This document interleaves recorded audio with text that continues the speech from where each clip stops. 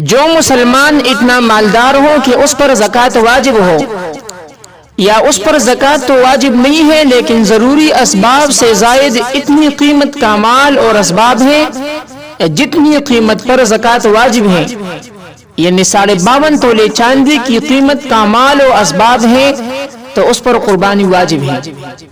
اس مال کا سامان تجارت ہونا بھی ضروری نہیں ہے، اور نہ اس پر 1 سال کا گزرنا ضروری ہے۔ مسئلہ نمبر 3، ضروری اسباب وہ کہلاتا ہے جس کی ضرورت جان یا آبرو سے متعلق ہو، یعنی اس کے